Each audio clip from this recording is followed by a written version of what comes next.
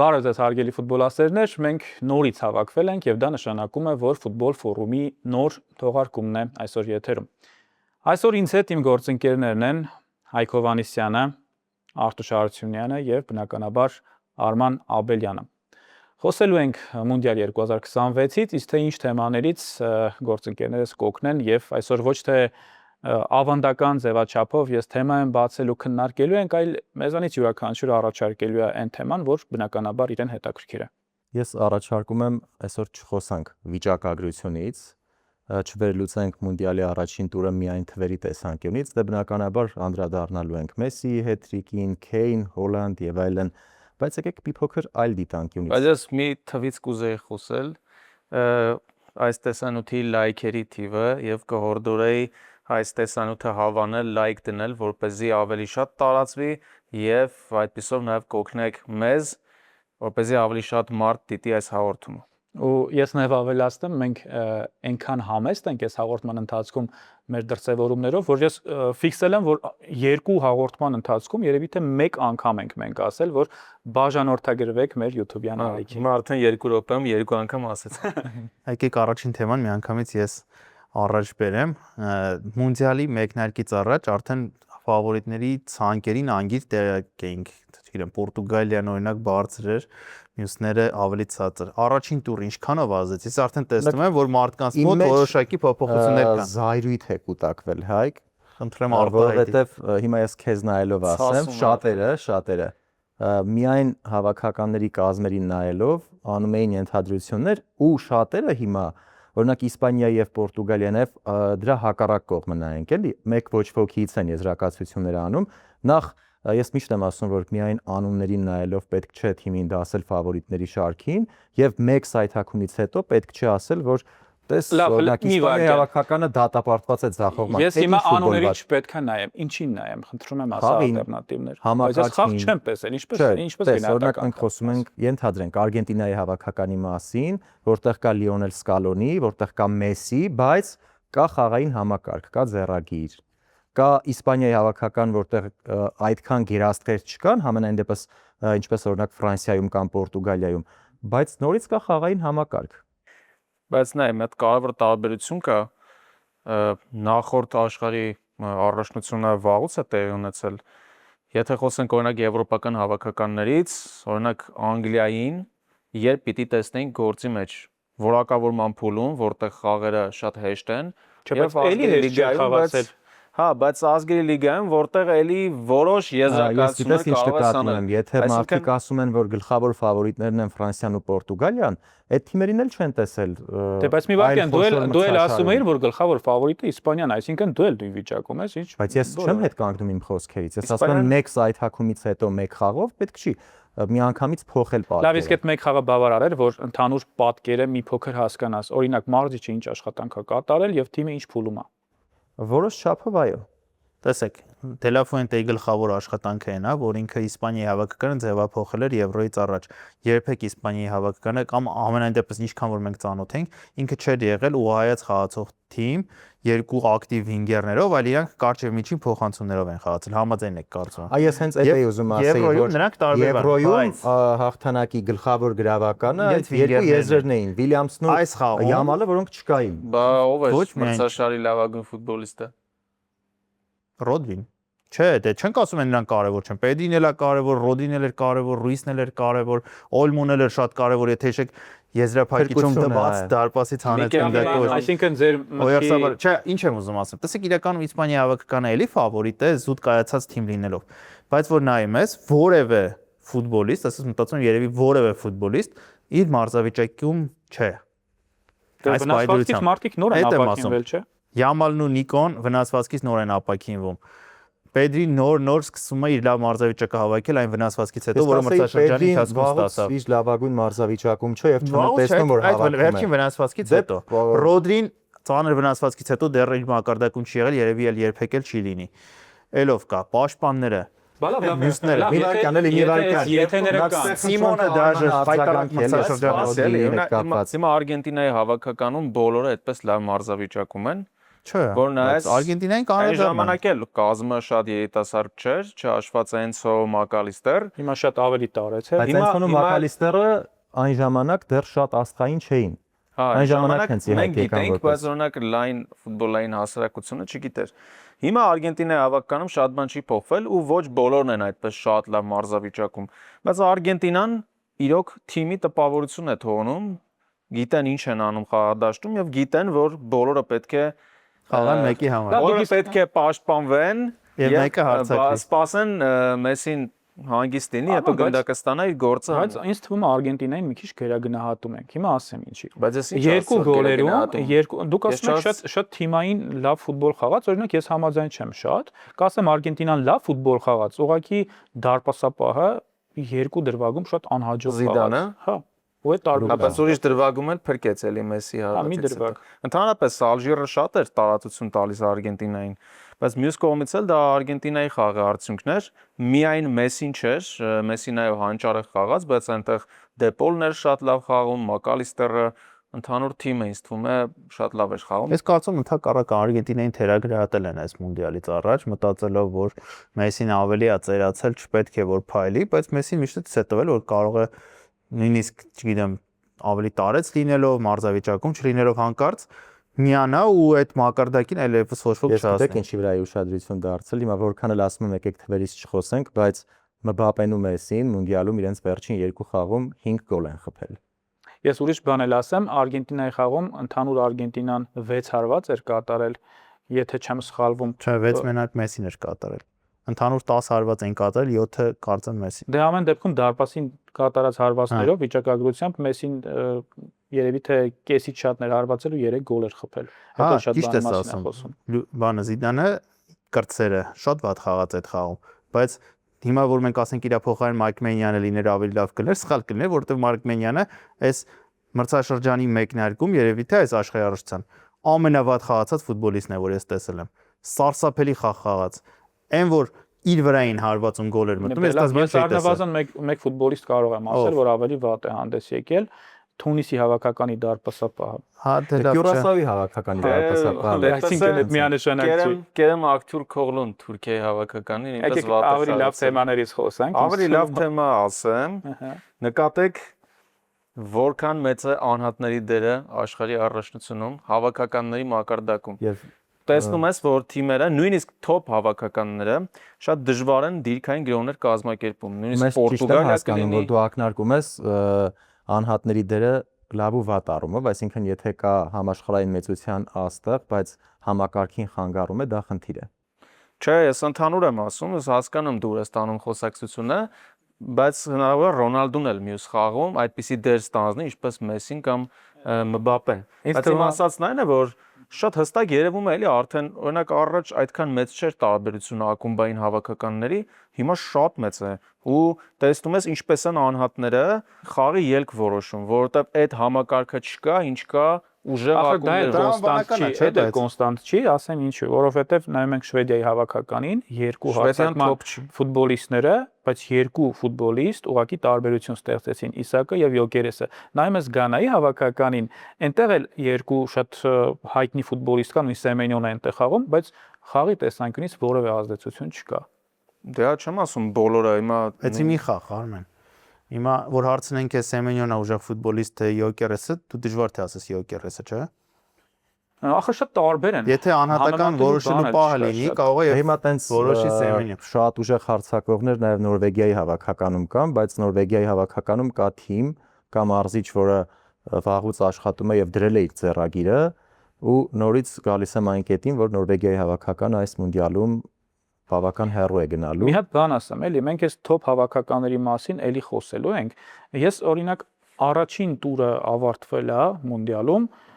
երևի թե վերջին 2 օրվա ընթացքում հասկացա, որ մունդիալը սկսվել է, մի տեսակ այս աշխարհի առաջնությունում ինչ որ բան պակաս է։ Վերջի 2 օրերին գլխավոր աստղերը Այդ խաղացին։ հարցի պատասխանը ես չեմ գտնում, թե ինչն է։ Որովհետև վերջի 2 օրերին գլխավոր աստղերը սկսեցին խաղալ։ ստադիոններից Քրիստիանո Մբապե, Քեյն։ Օրինակ ես այսօր էի մտածում այդ մասին, շատ լավ է կազմակերպված ամեն ինչ, ստադիոնները մեծ են, շքեղ են, ազատ նստատեղեր չկան, ու եկեք համեմատենք Կատարում կայացած մրցաշարի հետ, պատկերը լիովին այլ է։ դրական իմաստով իհարկե։ Բացի այդ, ես մի հատ ուրիշ թեմա էլ կարող եմ էլի առաջ քաշել։ Մի տեսակ տպավորություն է, որ եւ Կանադայում եւ Ամերիկայի Միացյալ Նահանգներում հավաքականների նկատմամբ պատշաճ հարգանք չկա։ Գանայի հավաքականի առաջատար ֆուտբոլիստներից մեկին, Թոմաս Փարթին, թույլ չեն տվել ուղակի մուտք գործել տվյալ երկիր։ Շարունակությունը էլի կարող ենք ասել, բայց Փարթի հետ կապված լուրջ գործեր կան, չէ՞, դատական։ Բայց այս հակառակը, օրինակ այդ հայտնի դարձապահը Կաբո Վերդեի Ոզինյան, որը հետո հարցազրույց տվեց, ասաց, որ վիզա չեն տվել իր մորը, նաև այնտեղ ֆինանսական խնդիրներ են եղել։ Հիմա ԱՄՆ-ի կառավարությունը ամեն ինչ անում է, որ լուծի այդ հարցը։ Ոնց որ արդեն լուծել է։ Նույնիսկ։ Այսինքն եկեք արձանագրենք նաև դրական կողմերը։ Ինձ օրինակ շատ է խանգարում նաև ոչ չեմ ուզում ասեմ խաղերի ժամերը, այդ ժամերը, որոնք որ մեզ հարմար են, թույլ չեն տալիս ֆուտբոլային մթնոլորտ զգալ։ Ես Քաթարի ու Շվեյցարիայի խաղն էի նայում, Բելգիայի Եգիպտոս խաղն էի նայում, Գիզիչ արևի պայմաններում ֆուտբոլիստները տանջվում են, մենք նստած ինձ թվում է գիտես երևի ինչից է, նախ դա էլ է լավ թեմա, որ մեր մոտ օրինակ Երևանում ժամը 23-ն է կամ կեսգիշեր է, մենք սկսում ենք ուղիղ հեռարձակում ցերեկային լուսավորություն է դաշտում, մի փոքր անսովոր, չնայած կան փակ ասես տանիք ունեցող արենաներ, որտեղ արդեն ֆոնային տարբերությունը ակնհայտ է, prime ժամերին prime խաղերը քիչ են, օրինակ Բրազիլիայի հավաքականը 4:30 է խաղալու, Արգենտինայի հավաքականը մի քանի օր առաջ տեսանք թե ինչ ժամի էր խաղում, եւ ավելի շատ մեր ժամանակով ժամը 23-ին կեսգիշերին նույն Կատար, Բոսնիա, չգիտեմ, Շվեյցարիա, Կատար։ Ախր ամբողջ խմբային փուլում են նույն իրավիճակը, top խաղեր որպես այդպեսի շատ քիչ խաղ կա խմբային փուլում։ Բայց նորմալ չի, մի րոպե, Արգենտինան խաղում է Ամերիկայում։ Արգենտինացիների համար դա շատ հարմար ժամ է իրենց երկրում, ամերիկացիների համար դա շատ հարմար ժամ է երեկոյան գնալու համար։ Ինչու պետք է այդ դեպքում իրանք առաջնահերթություն տան եվրոպացիներին։ Չէ, մենք մեր հարմարությունների մասին ենք խոսում, մեր ժամերի։ Իրանք շատ բան են արել, որ մեզ հարմար լինի իրականում։ Իրանք մոտ առավոտվա ժամը 11-ին են խաղ դնում, պատկերացնես մեր մոտ առավոտվա 11-ին ֆուտբոլ դնեն։ Հիմա լավ, դուք այս սենսացիաները ինչով եք բացատրում, որ այսքան շատ անակնկալներ կան։ Երկու անակնկալ, շատ չէ, բայց երկու չի, շատ են։ Շատ է։ Ու ես շարունակելով իմ նախորդ ասածը կապում եմ նաև դրա հետ, այսինքն որ թիմերը քանի որ դիրքային գրոհների ժամանակ բավականին թույլ են ու կապ չունի այդ փակվող թիմը Կաբո Վերդեն է, թե օրինակ մի ուրիշ հավաքական, էլի այդ կարգի դժվարանում են ու Կոնգոյի դեմոկրատական հանրապետության հավաքական դժվարանում են ճեղքել այդ պաշտպանությունը, մինչև անհատներից ինչ որ մեկը կամ խաղի ելքը փոխում է կամ չի փոխում, այդպես էլ միավորներ են կորցնում ու խաղաղացվածության հարցել է առաջանում, այսինքն ակումբային ֆուտբոլում միայն համակարգի գործը չի, կա շատ լուրջ խաղաղացվածություն ֆուտբոլիստների միջև ու այստեղ հաճախ դա պակասում է ու խանգարում է արդյունքին։ Օրինակ Ֆրանսիայի հավաքականում տեսակ Օլիսեի ու Մբապեի խաղաղացվածությունը Օլիսեն քանի պաս ստեղծեց Մբապեի համար, դե գոլային փոխանցումը էլ չասեմ։ Ֆենոմենալ։ Ուրիշ բան ասենք, այս քո ասացի շարունակությունը նաև օրինակ Պորտուգալիայի հավաքականի կիսապաշտպանության գծի եւ հարձակման գծի ֆուտբոլիստների միջև իրար չհասկանալը։ Նայեք, Paris Saint-Germain-ում կներես։ Թող մի հատ ասեմ, հետո կգամ այդ թեմային։ Paris Saint-Germain-ում, երբ Վիտինյան եւ Նևեշը սկսում են գրոհը, հարձակման գծի յուրաքանչյուր ֆուտբոլիստ հասկանում է, թե որտեղ պետքա բացվի, որտեղ պետքա ստանա եւ ինչ մանևր պետքա կատարի։ Իսկ Պորտուգալիայի հավաքականում ընդհանրապես դա չկա։ Տարբեր ինտելեկտներ են խաղում են կարճ եւ միջին փոխանցումներով PSG-ում։ Իսկ Պորտուգալիայի հավաքականը թե ընտրական փուլում երկրորդ տեղում էր ամենաշատ կրոսներով, թե անընդհատ փորձելու են, որովհետև Կրիշտիանոյի ամենաուժեղ կողմերից մեկը եզրային փոխանցումների եզրափակելն է։ Այսինքն այն առավելությունը, ինչ որ պետք է տային Վիտինյան Նևեշը, մի փոքր մարում է այդ ֆոնին, որովհետև նրանք ստիպված են մի փոքր ուրիշ ֆուտբոլ, այդթատ եզր ուղարկել, որ այնտեղից եզրային փոխանցում հետևի։ Էլ չեմ ասում, որ կներես, որ PSG-ին եթե անընդհատ վերցնում են որպես մոդել Պորտուգալիայի հավաքականի համար, տեսեք այնտեղ ինչ պրեսինգ են կատարում, իմ շատ սիրելի դեմբել են, այնտեղ եզրերում ովքեր են, բայց ով էր ասել, որ PSG-ին մոդել են վերցնում իրենք։ Ճիան ասում են Պորտուգալիան գլխավոր ֆավորիտներից մեկն է, որովհետև Նևեշ Վիտինյա զույգ ունի։ Դե Մենդեշին ես Մենդեշ ֆավորիտ կհամարեմ, որովհետև նաև Բրունո Ֆերնանդեշն ու Բերնարդո Սիլվան են այնտեղ ու նաև էլի ուժեղ ֆուտբոլիստներ։ Բայց չես կարծում, որ Բերնարդոն արդեն չունի նախկին արագությունները եզրում խաղալու համար։ Բայց նա երբ էր ունեցել այդ արագությունը։ Նա երբեք չունեցել։ Առավել եւս եթե չեր ունեցել, հիմա արդեն տարիները անցնում են եւ ավելի շատ վերածվում է կենտրոնական կիսապաշտպանի։ Բեռնարդուն Հարձակման եզրում- կենտրոնական կիսապաշտպան է, եզրային է, կեղծինը համար է, ամեն ինչ է, ես նրա խաղի մեջ անկում չեմ տեսնում։ Այլ հարց է վերադառնալով նախորդ թեմային, Ռոնալդոյի թեման։ Ինչպես օգտագործել Ռոնալդոյին, որ նա հնարավորինս օգնի թիմին։ Եկեք ամեն մեկս մեր կարծիքը այս թեմայով հստակ ասենք, ինչպես օգտագործել Հիմա նայ, Ռոնալդոյին։ Ռոբերտո Մարտինեսը կարող է օրինակ ունի այդ հեղինակությունը, որ Ռոնալդոյի հետ զրուցի, ասի, որ դու օրինակ խաղաս վերջին 20 րոպեն մտնես թարմուժերով թիմին Նա օգնես։ հարցազրույցի ժամանակ Ոչ ասել է, միայն որ այդ չունի։ հեղինակությունը չունի, այլև ցանկություն չունի, որովհետև առաջին օրից միջև այսօր ինքը Ռոնալդոին գովալով է ասում եւ ասում է հնարավոր չէ Պորտուգալիայի հավաքականը առանց Ռոնալդոյի լինի եւ դա շատ նույնիսկ նման է Արբելոյին, ինչպես գովում էր Վինիսիուսին, որ ասում էր Ռեալը չի կարող հաղթել առանց Դա Վինիսիուսի։ գովալ չի հայկ, այդ Ուրիշ վարկ կա, լավ, ուրիշ շողոքորդ։ շողոքորդ Կերիտ, նման բան չկա։ հիմա հարց ու պատասխանով ենք այս հարցի պատասխանը տալիս, բայց եկեք հստակ մեր դիրքորոշումը ասենք, այսինքն դու մտածում ես, որ Պորտուգալիայի հավաքականում ճիշտ կլինի Ռոնալդոին վերջին 20-25 րոպեին Նայ, խաղացնել։ խաղի սցենար կա, ասենք հաշիվը 0-0 է, խաղում են փակ մրցակցի դեմ, չի ստացվում կոմբինացիոն գրոներով ինչ որ բան անել, վերջում մտնում է Ռոնալդոն, սկսում են շատ եզրերից փոխանցումներ, դե Ռոնալդոն էլ 50 տարեկանում եւս կարող է լավ փոխանցումներից հետո գոլեր խփել։ Դա ինձ թվում է կլինի հարմար տարբերակ, բայց արդյոք Ռոնալդոն դա ցանկանում է, արդյոք կարող են իրեն համոզել։ Անցած հաղորդման ժամանակ էլ մենք այդ հարցը քննարկում էինք, Էդմոնը ասում էր, «Okay, այդ դեպքում ով պետք է խաղա կենտրոնական հարցը, որտեղ այլընտրանք մաքուր հարց է, ով պետք է լինի այդ կեղծ»։ Ես հիմա քեզ Ես օրինակ ասում եմ Բրունոն։ Նետոն կարող է նույնիսկ խաղալ։ Ժորժ Ռաֆայել Լիաուն Միլանում ամբողջ մրցաշրջանի ընթացքում հարձակվող է խաղացել, հասկանում եք, ու կարող է հենց դա էր գլխավոր պատճառներից մեկը, որ Միլանը չհաջողեց։ Ընտրության Գոնսալո Ռամուշ կայի Բայց վերջը։ պատկերացնում եք, եթե օրինակ այս կողմից էլ նայենք, էլի, ինքը Ռոնալդոին չխաղացնի հիմնական կազմում, հետո չեմպիոն չդառնան։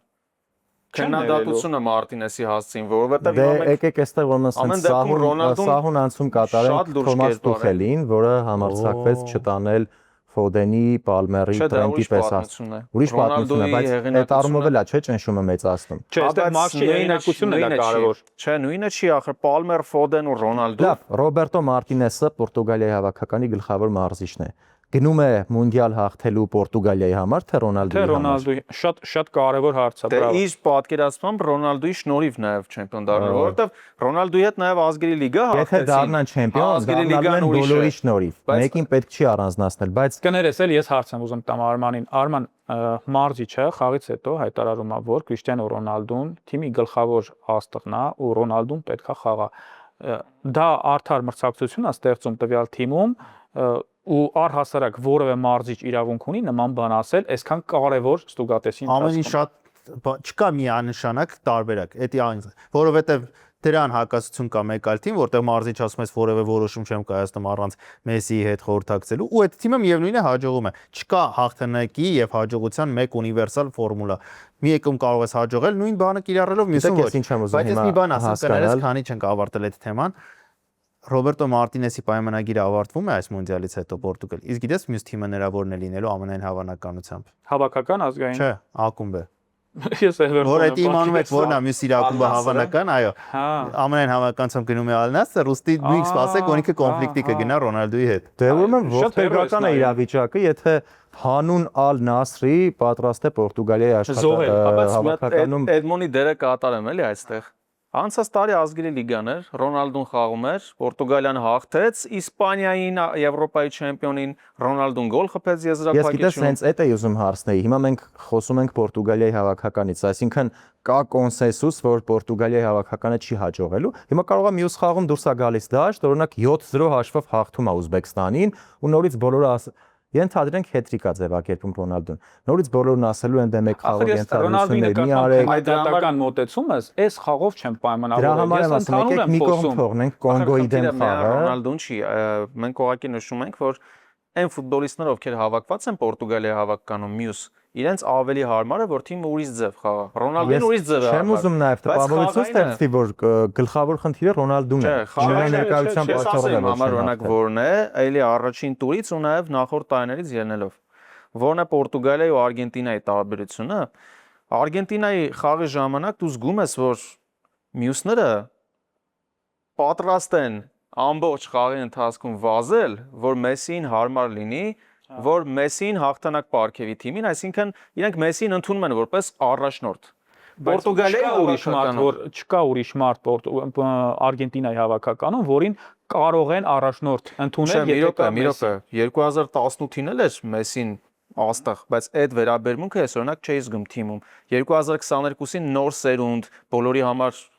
փոքր տարիքից կուրք է եղել ու ընդունեցին։ Պորտուգալիան բայց մի տեսակ այդ թիմային վերաբերմունքը, որ օգնենք Ռոնալդոյի տեղն էլ աշխատենք, որ չեմպիոն դառնանք, ինքն էլ մեզ հաղթանակներ բերի, այդ մտածելակերպը կարծես չկա։ Միգուցե դուք նկատել եք, ես չեմ նկատել ու ես դա ասել եմ, հիմնական պատճառներից մեկն է, որ որքան էլ մեծագույն ֆուտբոլիստ է, մեծագույն մարզիկ է Ռոնալդոն, բայց ինքը միևնույն է ասոցացվում է անհատական հաջողությունների հետ։ Ինքը շատ լավ կարող է լինել թենիսիստի կուրք, որը օրինակ վերցնի իրան, լողորդ վերցնի, ասի ես Ռոնալդոյի պես ուզում աշխատասեր լինել եւ հաջողության հասնել, իր օրինակը լինի։ Ես ճիշտ ասած չհասկացա քո միտքը, անհատական մրցանակների հետ ասոցացվելու առումով ես ասում կարիերայով։ Մենք ներկայիս Ռոնալդոյից ենք խոսում, ընդհանուր առմամբ չէ, ինքը իր կարիերայով այդքան չի ասոցացվել թիմայինի հետ, ինչքան նույն Մեսսին, որը ոնց որ իրան հետ է գալիս այդ իր արածները։ Հայկ, ինձ թվում է, որ Ռոնալդոյից խոսենք շատ երկար կխոսենք, այնտեղ ուրիշ հավաքականներ էլ կա, որոնք արժանի են ուշադրության։ Մի բան էլ Պորտուգալիայի վերաբերյալ էլի, եթե իրան գլխավոր ֆավորիտ են համարում։ Դուք հաշվի առնեք պատմական կոնտեքստը, ասենք այդ թիմը կարա լինի պատմականորեն գլխավոր ֆավորիտ, այն դեպքում որ բարձրապես լավ սերունդ է համընկել։ Գիտես ինչ է ուզում ասել, կարևոր գործ է։ Նայեք, Եվրո 2016-ի ժամանակ ոչ ոք չէր հավատում, չէ՞ որ Պորտուգալիան դառնալու է չեմպիոն։ Հիմա գուցե այնքան շատ են խոսակցությունները ֆավորիտի վերաբերյալ, որ դա խանգարում է, այսինքն վառվում է դաշտ դուրս գալուց առաջ, խանգարում է։ Ես չեմ Նույն Արգենտինայի հավաքականը նախորդ անգամ ֆավորիտ չէր, որ չեմպիոն դարձավ։ Իսպանիան Եվրոյի ժամանակ ֆավորիտ չէր, որ չեմպիոն դարձավ։ Հիմա օրինակ Իսպանիան թիվ 1 ֆավորիտներ չէ համարվում մունդիալի մեկնարկից առաջ։ Դա կարող է իրանց խանգարի, բայց Պորտուգալիան եթե երկրորդ ֆավորիտն է, չնայած մեր խոսակցություններում մասնագետների լսում ենք, որ ասում են թիվ 1 ֆավորիտն է Պորտուգալիան։ Ես կարծում դա իրանց հետ չի օգնում։ Իրանց ավելի շատ կօգներ լինեին 4-րդ, 5-րդ ու պատմականորեն էլ Պորտուգալիան իրականում շատ հեռու է լինելու մունդիալի թիվ 1 ֆավորիտը պատմական կոնտեքստում իրենք որ ուզում ասեմ այդ դե հիմա Paris Saint-Germain-ը որ երբեք Չեմպիոնների լիգան չէր հաղթել, բայց հիմա երկու անգամ հաղթել է, պատմական կոնտեքստը ինչ կապ ունի հավաքականի կոնտեքստը մի կողմ թողնայի ֆուտբոլիստներով բոլորը ամեն ինչ հաղթած ֆուտբոլիստներ են, քո ասած PSG-ի կամ Ռոնալդոն կամ Բերնարդոն բոլորը հաղթողներ են։ Ինչ կապ ունի Պորտուգալիան դարձել է, կարևոր է որ հավաքականի գլխավոր մարզիչը լինի հենց այդ ազգի ներկայացուցիչ։ Դե պատմականորեն աշխարհի առաջնության պատմությունը ցույց է տալիս, ոչ մի այլ ազգի մարզիչ չի հաղթել, Պորտուգալիային հանգիստ է թողել։ Թոմաս Տուխելի Անգլիայի հավաքականը ինչու այդքան լավ սկսեց։ Բայց մի վարքյան, ես այդտեղ լիքը խնդիրներ եմ տեսել այդ հավաքականում։ Ինչ խնդիրներ ես տեսել։ Օրինակ ասի պաշտպանությունում, օրինակ պաշտպանությունում, հա, ես պաշտպանությունում իմպրովիզներ անում էլի այդ խնդիրը։ Ես ֆուտբոլային ժամանակ որ Southgate-ն էր իր ձանձրալի ֆուտբոլը, ոչ մեկ պաշտպանությունից չէր դժգոհ։ Լավ, Արման համաձայն ես, որ Անգլիան առաջին խաղն է եղել, սա առաջին խաղն է եղել Անգլիայի Տուխելի գլխավորությամբ, որտեղ որ մի քիչ աչքին հաճելի մի բան է։ Մի րոպե, ի՞նչ է նշանակում խնդիրներ ունեին։ Խաղում էր, օրինակ, չգիտեմ,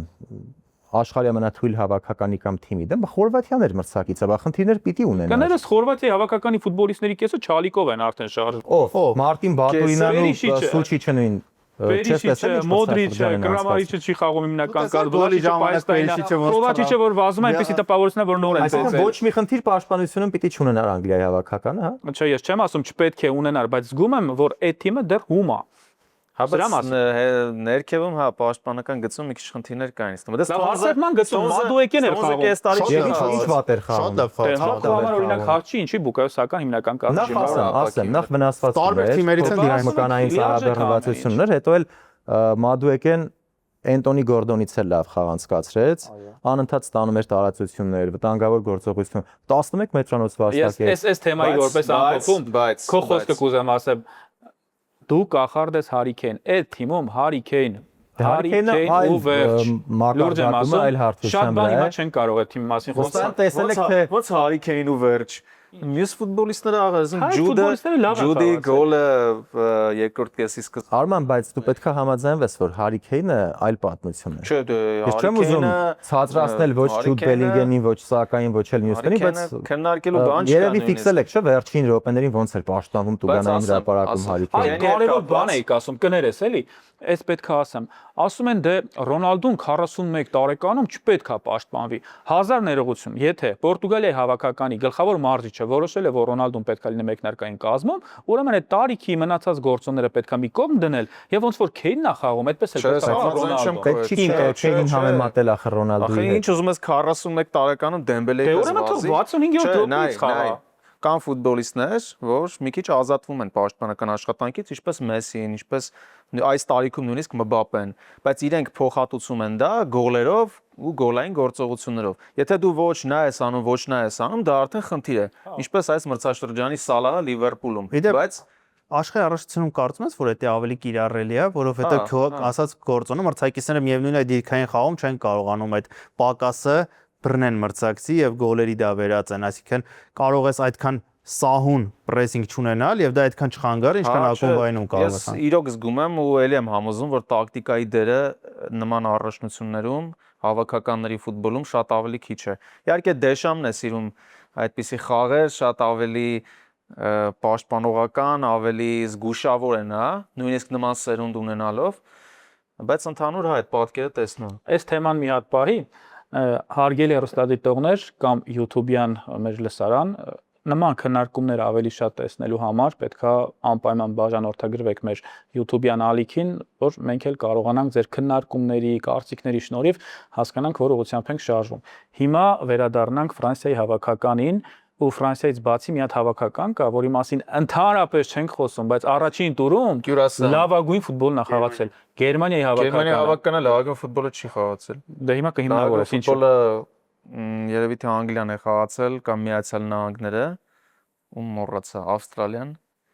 Լավ։ Այ Ավստրալիայի վրա տակացար Գերմանիան, Գերմանիան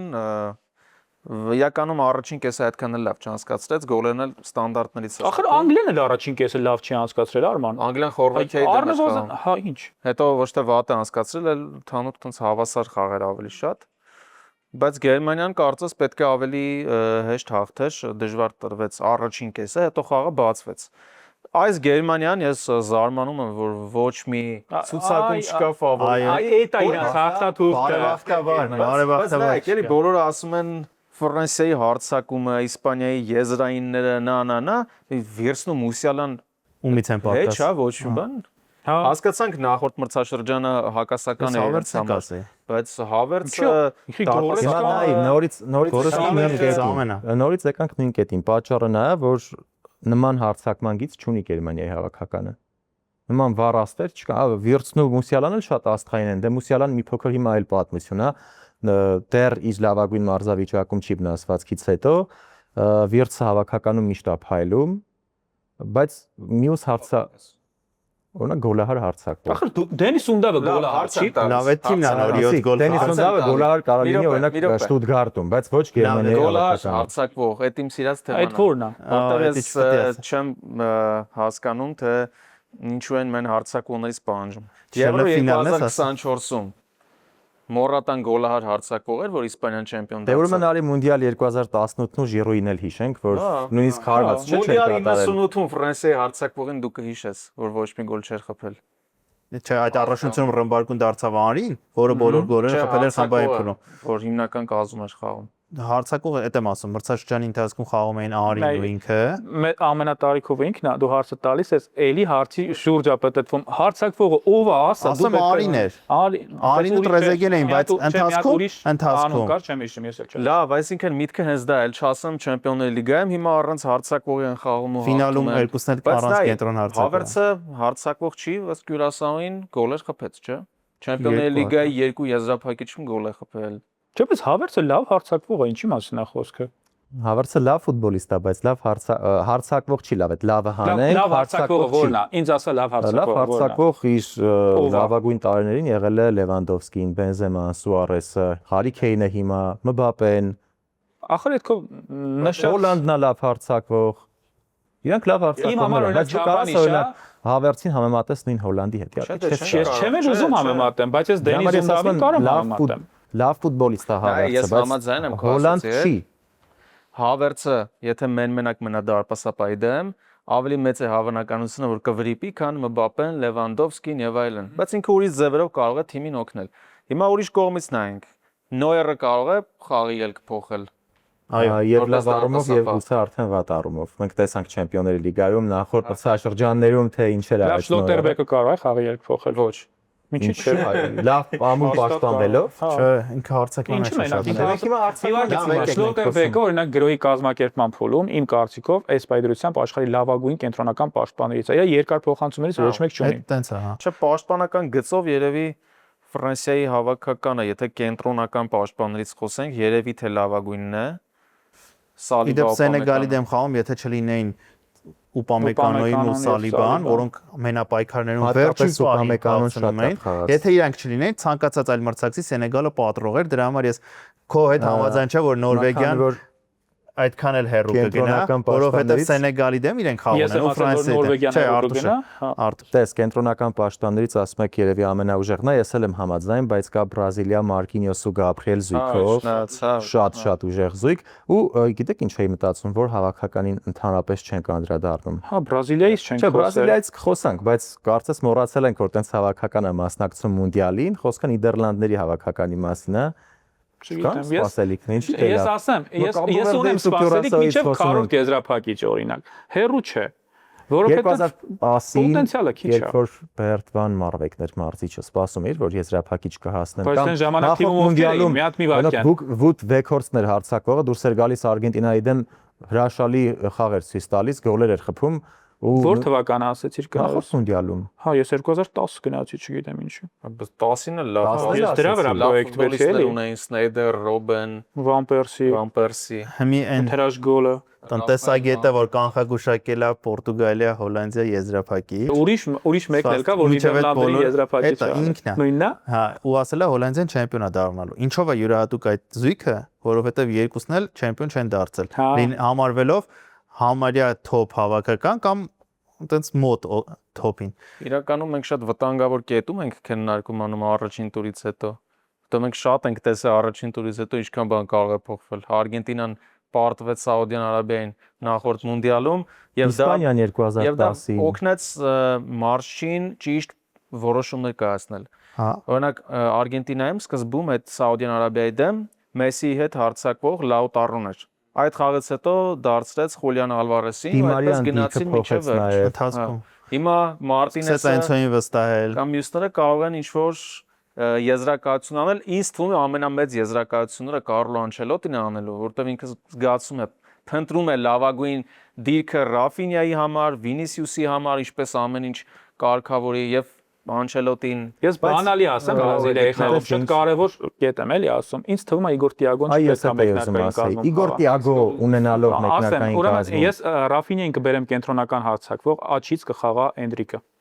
Էնդրիկը կարող է կենտրոնում խաղալ, Ռաֆինյան ես Լիոնում նայել եմ եզրից թե Էնդրիկը ինչքան օգտակար է, սրա համար եմ ասում։ Ես գիտեմ որ նա կենտրոնական կխաղա։ Չհասկացա թե ինչի Պետրոն չգնաց հավաքական ու գնաց Տիագոն։ Լավ, Պրեմիեր լիգայում գոլեր խփում էր, բայց կա մի հատ գոլ որ տեսել եք գոյից, որ տեսել եք։ Շփումներով դատարկ դարպասին։ Ախր կեսներ եզրից նետել են դուգան հրապարակ մի բայց եկեք նաև ընդգծենք, որ ինքը պաշտպանվելու ժամանակ շատ մեծ օգուտ է տալիս իր ֆիզիկական տվյալների ու երբ է պաշտպանվելու մասին եղել։ Դե լավ է, դες օրինակ Անչելոտին ասեց նախորդ երկու չեմպիոնությունները Բրազիլիայի որ եղել են 94-ը եւ 2002-ը որոշի չէին պաշտպանությունը ոչ թե հարձակումը։ Այն դեպքում որ Ռորի երիակներ 2002-ին ու ինքը միևնույն ասաց եթե այդքան ուժեղ պաշտպանություն չլիներ չէին կարող չեմպիոն դառնալ։ Ուստի իրանք առաջնորդվելու են որ պետք է ամուր պաշտպանություն, հետո նոր հարձակման մասին։ Հիմա ինչ երիակա Վիրատի է։ Բրազիլիայից մյուսներից կխոսանք։ Մի հատ այս թոփ հավաքականներին մոռանանք։ Ահա։ Այ հավաքական որ շատ լավ ֆուտբոլ է խաղում, որ այդքան էլ սпасելի չէր, շատ ամուր է ու հետաքրքիր է եւ մարշչականով եւ խաղով որ թիմին կառուցնասնել։ Հարավային Կորեա։ Ինձ օրինակ Կոտ դիվուարն է շատ հետաքրքիր թիմ։ Այնտեղ Յան Դիոմանդե կա, որը բոլորը շատ Մարոկոյի հավաքականն է շատ հետաքրքիր թիմ։ Այ Կոտ դիվուարը Գերմանիայի դեմ կերևա այս տուրում ինչպես կլինի։ Հա։ շատ հետաքրքիր կլինի։ Գերմանիայի հետ որ խոսում էինք պաշտպանություն բան, այդտեղ ակերևա խոցելի են, թե խոցելի չեն։ Օրինակ ես Եվրոյում հիշում եմ, Գերմանիան խմբային փուլը ավարտվեց, Գերմանիան երևի գլխավոր ֆավորիտն էր կամ երկու ֆավորիտներից մեկը։ Ու եթե այն եզրափակի դրվագը չլիներ, մի քիչ մրցավարական ամեն ինչ ճիշտ լիներ, Կուկուրելիայի դրվագը կարող ամեն ինչ լրիվ այլ կերպ ավարտվել, ասենք։ Իսպանիային չհանդիպեր այդքան վաղ։ Վաղաժամ եզրափակի չէր էլի էդի։ Իսկ հիասթափեցնող թիմերից առայժմ եղել է առաջի տուրից հետո Շվեյցարիան, ես այնքան էի նյարդայնացած շվեյցարացիների վրա, որովհետև իրանք երկրորդ խաղակեսում պարզապես դադարեցին խաղալ, կարծես ընկերական խաղեր, ոչ թե աշխարհի առաջնության խաղ։ Ու դրա համար պատճառը ըստ քեզ ո՞րն է։ Որոնք մտածեցին հաղթելու են այսպես թե այնպես, փորձի այդ առումով պակաս կա լինել ֆավորիտի կարգավիճակում, որովհետև Շվեյցարիան մենք տեսել ենք ինչքան ուժեղ թիմ է, երբ խաղում է ոչ ֆավորիտի կարգավիճակում, ուժեղ թիմերից յուրաքանչյուրի հետ այնց պայքար կտա, որ թոփերը կերազեն։ Իսկ սենց լինել գլխավոր ֆավորիտ, իր խմբում գլխավոր ֆավորիտ, արդեն նայում են թե ում հետ կարող են խաղալ փլեյ-օֆում եւ այլն, ու այսպեսի խաղ են անցկացնում։ Այնպես որ պետք է այս երկրորդ խաղում իրանք շատ բան ապացուցեն, որ հավատը վերադարձնեն։ ԱՄՆ-ի հավաքականին էլ անդրադարձար, ես ուզում եի առանձնացնել Պոչետինոյի խոսքերը, որ ասում էր պետք չի նպատակ դնել հասնել մինչև քառորդ եզրափակիչ, ենթադրենք թիմը հասավ քառորդ եզրափակիչ, ինչ պետք է առանց մոտիվացիայի դուրս գա դաշտ, թող ստացվի նենց ոնց կստացվի, բայց այո, պետք է նպատակ դնել հասնել եզրափակիչ։ Հիմա դու ասում էիր, բայց դու ասում էիր, որ ամենալավ դրական առումով առանձնացող հավաքականներից 2-3 հավաքականներից մեկը հենց Պոչետինոյի թիմն է, չէ՞։ Բայց դա դեռ եզրափակիչի մասին հայտը կանխատեսել է Ամերիկայի Միացյալ Նահանգները լուրջ մտածում ես եզրափակիչ։ Չես հիշում անցած հաղորդման, որ մենք ասինք անհավանական ու հավանական եզրափակիչ կարողանի։ Արի հիմա եթերում խոստանանք, եթե ԱՄՆ-ն դուրս գա եզրափակիչ, ինչ նվերենք Հայկին առնելու։ Վիզա։ Բայց եթե դուրս չգա Հայկին ինչ է անելու, ամենքան վիզա չէ։ Որը էլի կմերժի FIFA։ Ես մի բան եմ հասկացել, որ դու Պոչետինոյին մեջ բերեցիր։ Միշտ երբ մարզիչը հաղթել է, նրան շատ են մեջ բերում, այսինքն նրա խոսքին արդեն շատ ավելի լուրջ են վերաբերվում։ Եթե նույնիսկ նա ասել է եզրափակիչ, պատկերացրեք մի խաղ պարտվեն, այդ ինչ որ ասել էր, դրա համար քննադատելու, ծաղրելու են, ինչ եզրափակիչ։ Բայց երբ մարզիչը հաղթում է, նրա ասածը ավելի խելացի է հնչում։ Բոլոր մարզիչների դեպքում է այդպես, համաձայն չեք։ Այո, մասամբ համաձայն եմ, կա նման բան։ Ամերիկայի հավաքական նման էր իրականում այն լավ Տոտենհեմին, որին տեսել ենք, խոսքային թիմի մասին չէ, լսի, այդքան լուրջ մրցակից է, որ ասենք գնահատականներ ենք տալիս։ Ինտենսիվության մասին է խաղային է,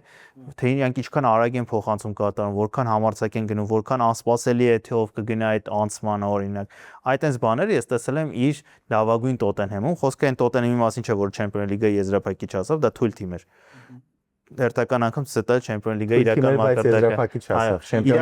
Իրական Տոտենհեմը, իրական ուժեղ Տոտենհեմը, դրան նախորդող 2, 3, 4 տարիների ընթացքում։ Իսկ ո՞րն է Չեմպիոնս լիգ։ Լավ, թեման շեղենք, բայց այդ գեր ինտենսիվությունը ես Պոչետինոյին հեղափոխական մարզիչ եմ համարում։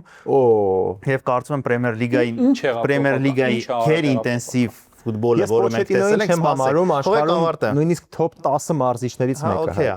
Հեղափոխական մարզիչը, չգիտեմ, Էրերան է, Մարսելո Բիելսան հեղափոխական մարզիչ, հա։ Ոչ։ Դու ուրեմն ֆուտբոլից դու ուրիշ կողմ ես։ Ուզում եմ ասել, բան չես հասկանում։ Լավ, ի՞նչ է հեղափոխել Մարսելո Բիելսան։ Ես Պոչետինոն եմ ասում։ Պոչետինոն ստեղծել է այն գեր ինտենսիվ ֆուտբոլը, որը Անգլիայի առաջնությունում մենք հետագայում տեսել ենք ու իր ժամանակ է դա զարգացել։ Որևէ մարզիչ top, որ աշխատել է 21-րդ դարում օրինակ Անգլիայում, ինտենսիվության հիմքերում չի եղել։ Իրանից հետո եկել է Կլոպը, ու շարունակել։ Իրանից շուտ է եղել Պոչետինոն, դրա համար եմ ասում, ինքն է հիմքը դրել։ Հետո շարունակել է ֆուտբոլով։ Ինչ է հիմա հիշում Տոտենհեմի վաճառներից։ Ֆուտբոլը չէր խաղում։ Ո՞վ։ Կլոպը Դորտմունդի Բորուսիայում։ Դե անգլիական չէ, լուրջ չեմ կարող ընկալեմ, ասում է Տոտենհեմը շեղվում ենք, եկան կակումբային ֆուտբոլ, բայց լավ, Պոչետինոն ակտուալ է մունդիալի շրջանակում։ Ինչ ուզենք կանենք։ Ասում անհավանական ֆուտբոլ էր խաղում Պոչետինոյի Տոտենհեմը։ Անհավանական ֆուտբոլ, այո։ Կլոպի Լիվերպուլն էր անհավանական, Պեպի Սիթին։ Դա էլ։ Լավ, մի վարքյան, ինչպես դասական ասма վերադառնանք մեր ոչխարներին։ Հիմա խոսանք աշխարհի առաջնությունից։ Առաջին տուրում մարտիկան դուբլ են ձևակերպել, Ալմոլորակայինը հետրիկ է ձևակերպել։ Ով էր առաջին տուրի իսկապես ամենա ուժեղ ֆուտբոլիստը, որ շատ տպավորեց։ Հարի Քեյն։ Մեսսի։ Երկուսն էլ։ Դու ուզում ես Ես ասես, Քեյնը որ ավելի Ռոնալդոն շատ ամենակիչը տպավորեց, չէ՞։ Ես ասացի ամենակիչից Մայք Մենյանն է տպավորել։ Մենյանը։ Շատ էս ֆիքս։ Ես մեկ բան ասեմ, Չէ, դու պետք է կա տեսնել, տենց գոլեր ինքը ես չեմ տեսել կյանքում ինքը տենց գոլեր ընդունի։ Իր վրա հարված են, ինքը անկյուն ցածկի գնդակը մտնի, կամ այսպես սպահի գնդակը ձեռքերի մեջով անցնի։ դու քանի որ Շվեդիայի հավաքականի խաղը չեք նայել, ինձ թվում է կամ էլ չասես էլի կիսատ բռատ եք չգով ես նայել։ շատ Շվեդիայի հավաքականին, Ես մենք հիշում ենք հավաքականի չեմ գովելու, ես Ալեքսանդր Իսակով եմ շատ ուրախ, որովհետև այդ ֆուտբոլիստը վերջին 1 տարում վերջապես եղավ խաղ, որտեղ որ ցուցադրեց իր իրական որակը։ Ես օրինակ կասեմ, որ Իսակը երևի թե 3-ից 1-ն էր։ Այս Իսակը վնասվածքներ էր շատ ստանում, որովհետև նախամրցաշրջանային փուլը բաց էր թողել անցած տարի։ Հենց մարզավիճակ հավաքեց, ինքը աշխարհի լավագույն հարձակվողներից մեկն է, դա ինձ թվում է։ Ես այդ հարցը տվել եմ օրինակ ինձ մոտիկ մարդկանց, առաջի տուրումով ամենաշատը տպավորեց, նշեց ֆուտբոլիստի, որը ոչ գոլ է խփել, ոչ ասիստ տարել, Յան Դիոմանդեին առանձնացրեցին, ասացին ֆենոմենալ է, անկեղծ ասած այդ խաղը դեռ չեմ հասցրել դիտել։ Լավ, քանի որ մենք որոշակի լսարան ունենք, եկեք նաև առաջարկենք ֆուտբոլիստների մեր հավանած ֆուտբոլիստերին, որ կցանկանանք ֆուտբոլաստերը ֆուտբոլ նայելուց ուշադրություն դարձնեն, որ գուցե նկատած չլինեն։ Եթե ինձ եք հարցնում, ինձ օրինակ շատ է դուր եկել Յասին Այարին, շատ հեռանկարային կենտրոնական կիսապաշտպան է, ինձ թվում է այս մունդիալից հետո որոշակի ինչ որ որս է սկսվելու նրա նկատմամբ։ դու Այուբ Բուադի ես ասել։ Չէ, դե Այուբ Բուադին ես Ֆրանսիայի առաջնություն մեկնաբան եմ, շատ եմ հանդիպելու, ամեն ինչ նորմալ է։ Այարի ինչի գիտեի։ Չէ, Այարի օրինակ շատ քիչ խաղ է մեկնաբանը։ Բրայթոնում է խաղում, գիտեմ։ Այստեղից շատ մեծ գումարով են, եթե գնում են, շատ մեծ գումարով են գնում։ Լավ, դու քո տարբերակը ասա։ Ես էլ կառանձնացնեմ Nottingham Forest-ից Էլիոտ Անդերսոնին, Անգլիայի հավաքականի հիմնական կազմում է խաղում հիմա, Ռայսի հետ կենտրոնում, շատ լավ ֆուտբոլիստ է, նրա մասին ավելի քիչ է խոսվել, որովհետև այնտեղ կա Bellingham, Rice եւ այլն։ City-ն է ուզում առնել, եթե չեմ սխալվում։ City-ն, United-ը բոլորը ցանկանում են։ Նոր անցնենք առաջ էլի Ադամ Որթոն թե Էլիոտ Անդերսոն։ Ինձ թվում է Ադամ Որթոն։ Ամեն ինչ իրար հետ այս պահին Էլիոտ Անդերսոն, որտեղ Որտոնը ուժը Բայց ինչի հաշվին է հաղթում, այդ ինձ հետաքրքիր։ Որտեղ Որտոնի խաղը գնդակով իր տեխնիկան լավն է, բայց պաշտպանությունը ավելի թույլ է, իսկ Էլիոտ Անդերսոնը եւ նա ունի ամեն ինչ կարծես, թերություն չեմ գտնում այդ ֆուտբոլիստի մեջ։ Ես ճիշտ ասած մտաբերեցի երկու ֆուտբոլիստի, երկուսն էլ նույն դիրքում, մեկին կասեի Նիկո Ռայլի, բայց նա արդեն ցույց է տվել իր խաղամակարդակը Մանչեսթեր Սիթիում, հետեւաբար Գերմանիայի հավաքականի ցախ պաշտպանը Նաթանիել Բրաունը, որը երևի թե Բավարիայում մյուս մրցաշրջանում կլինի, ինձ թվում է նա աշխարհի լավագույն ցախ պաշտպաններից մեկն է դառնալու մոտ ապագայում։ Իմ խաղացողը նույնպես Գերմանիայի հավաքականից է։ Ես կարծում եմ, եթե Գերմանիան աշխարհի չեմպիոն դառնա, X ֆակտորը լինելու է Նմեչան, որովհետև ինքը մոտավորապես այն ֆունկցիան է կատարում, որը անում էր Գորեցկան, երբ ինքը 6 համար է, բայց գրոհելիս դառնում է տուգանային հրապարակի ֆուտբոլիստ ու եզրափակված։ Որքանով որ հեղափոխական էր Պոչետինոն, այնքանով էլ X ֆակտոր կդառնա Նմեչան Գերմանիայի հավաքականի։ Բայց իրոք լավ էր խաղում։ Բայց ես շատ զարմացած եմ։ Ինձ թվում է դու պետքա Յան Դիոմանդեի մասին խոսեիր։ Յան Դիոմանդեի խաղը ասացի, այս մունդիալի այս առաջի տուրի խաղում դեռ չեմ տեսել, բայց քանի որ կրկնությամբ եմ գրեթե բոլոր խաղերը նայում, կհասցնեմ դիտել։ Ես մեկ ֆուտբոլիստի էլ առանձնացնեմ Անտոնիո Նուսային։ Այդ Նորվեգիայի հավաքականից չէ խոսվում նաև ակումբային ֆուտբոլի մրցաշրջանի ժամանակ, բայց ես մտածում եմ, որ լավ ապագա ունենալու այդ։ Էլ մի վարքյան, շատ լավ թեմա բացեցիր։ Ես Նորվեգիայի մասին հենց որ խոսում եմ, մի հատ հարց է գալիս։ Ամենասիրուն երկրպագուները որ հավաքականին են այս բային նայած խաղերով որ նայում են։ Հո, այս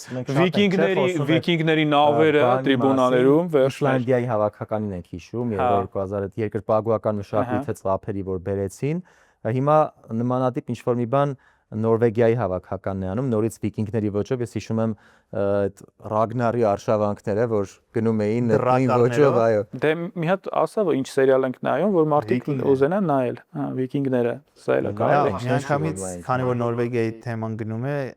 եւ հաղորդումներ մոտենում է ավարտին, արագ գուշակություն Նորվեգիայի վերաբերյալ։ Որ ավարտվում է։ Արմեն, ակնարկումը ասա։ Որտեղ է գրավի Նորվեգիան իր խմբում։ 3-րդ։ Արման։ Ես Սենեգալին, որովհետև ավելի բարձր եմ համարում։ Այդտենց սխալել կանխատեսումները տեն լինել էլի, անուններ ոնց ասած։ Այդ Նորվեգիան, չէ, Նորվեգիան որտեղում է լինելու։ 2-րդ։ Մենք այս թեմայով շատ ենք վիճել, չէ, ավասին չեմ ասելու։ Դու ասեիր տենց Ես երրորդ եմ ասելու, ես առաջին տեղը միանշանակ տեսնում եմ Ֆրանսիային, երկրորդ իմ կարծիքով Սենեգալը շատ լավ թիմ է, բայց Նորվեգիան ավելի ուժեղ։ Լավ, քանի որ որոշիչ է լինելու Սենեգալ Նորվեգիա խաղը, թե ով երկրորդ տեղը կլինի, ըստ նրա որ Ֆրանսիան առաջին է կլինի։ Իմ կարծիքով Սենեգալը կհաղթի։ Ես Այնպես որ Նորվեգիան երրորդ։ առանձին ֆուտբոլիստների թեման ամփոփեմ, այսքան հանուն տվեցինք, ոչ մեկ չասաց Կաբո Վերդեի դարպասապայի մասին, որ այդ գերագնահատված թեմա է, էլի, լուրջ։ ամբողջ աշխարհն էր անունը տալիս, բայց նկատեք ուրիշ դարպասապահներ էլ կան ավելի ոչ ուժեղ հավաքականներից։ Լիվակովիչը ինչ փայլուն երկրորդ խաղակեսը 4 գոլ է բաց թողել, բայց բռնել էր պահի տակ խաղը, սեյվի հետևից էր կատարում, ավելի լավ սեյվ էր, ակնհայտորեն ավելի լավ սեյվ էր, քան Ոզինյանը։ Հա, բայց դա նա Խորվաթիայում է խաղում։ Իմ ասածն այն է, որ ավելի թույլ հավաքականներից շատ դարպասապաններ գերազանց ֆուտբոլ ցուցադրեցին եւ բոլորի մասն էլ կարելի է այդպես խոսել։ Ընդ որում Լիվակովիչի վերաբերյալ 11 մետրանոցն է ի վերջո հանեց, այդ մի քանի սանտիմետր չեմ կարծում թե որոշիչ էր այդ սեյվի համար։ Դե ամեն դեպքում առաջացավ կանոնների սահմանում չէ, երկու դրա համար չհաշվեցին, բայց եթե հիշենք առաջ ինչքան էին այդպիսի սեյվեր անում եւ մեծ արվում դարպասապահները, ուստի այս դեպքում էլ Լիվակովիչին պետք է մի փոքր արժանի մատուցել։ Հիմա վերջի հարց եմ տալիս, այդ թեման էլ է շատ հետաքրքիր։ Ամեն դեպքում առաջին տուրը տեսանք, շատ բան տեսանք, եւ լավը նկատեցինք, եւ վատը նկատեցինք, այդ որ զգացողություն կա, որ պահուստով ամեն դեպքում մյուսներից ուժեղ է, այդ որ հավաքականի տպավորությունն էր, որ ամենագլխավորն է, ամենավերևում է ձեր համար։ Դե կա հավաքական, որ միշտ ցույց չի տալիս, այդ Ֆրանսիայի հավաքականն է, երկրորդ խաղակեսում բացվեցին Օլիսեն ու Մբապեն, ես կասեմ Ֆրանսիայի հավաքականն է, Անգլիան էլ դեռ Մեկը ասա։ Մեկը Ֆրանսիան։ Ֆրանսիա, դու Իսպանիա։ դու ինչ կասես։ Խաղով Գերմանիան, բայց այն որ ամրության պաշար ես տեսնում Արգենտինան, որովհետև երևում է որ այս թիմը ցանկացած խնդիր կարող է հաղթարել, հոգեբանորեն պատրաստ է դրան։ Իսկ ինձ համար զարմանալի էր, թե ինչպես Ֆրանսիայի հավաքականը, չէ, երկրորդ խաղակեսում կերպարանափոխվեց Ֆրանսիայի հավաքականը։ Ինձ համար հենց այդ կերպարանափոխությունը հիմքերից մեկն է, որ Ֆրանսիայի հավաքականը շատ ամուր պահոստ ունի։ Դու հավատում ես, որ նորից եզրափակիչ չհասնելու, ես հավատում։ Հավատում եմ։ Այ օրինակ Արգենտինային չեմ հավատում, որ կհասնի, չեմ ասում արժանի չի, բայց մի տեսակ Ֆրանսիայի նկատմամբ ավելի մեծ վստահություն ունեմ։ Առաջին տուրի լավագույն ֆուտբոլիստը Օլիսեն էր ինձ համար։ Օլիսեն։ Ես կարծիքս։ Հա, շատ լավ տարբերակ է Օլիսեն։ Լավ, հիմա ամենաեզրափակիչ հարցը ինչու պետք է նայել ֆուտբոլ ֆորում։ Այս կարևոր է մեր համար։ Ասեք, ինչու պետք է նայենք, որ մարդիկ հասկանան։ Որպեսզի իմանաք, որ Պոչետինոն հեղափոխական մարզիչ էր։ Արտուշ։ Եվ որ Ֆելիքս Նմեչյան X ֆակտորն է լինելու աշխարհի գավաթը նվաճելու։ Դե լավ, որ տենց չափազանցնելու որոշման վրա գնացիք, որովհետև եզրափակիչում լինելու է Շվեդիա, Նորվեգիա խաղը։ Ես իրականում չհասկացա Հայկը ինչ էր ցանկանում ասել, բայց դա այդքան էլ կարևոր չէ։ Ֆուտբոլ ֆորումի երրորդ թողարկումը այսքանն էր, կհանդիպենք հաջորդ շաբաթ, մինչև նոր հանդիպում։ Ինչ էիր ասում։ Դուք ինչ եք ասում։ Շատ ֆիքսը անկետ։ Այսինքն, այսինքն իչա ձեր մակարդակը։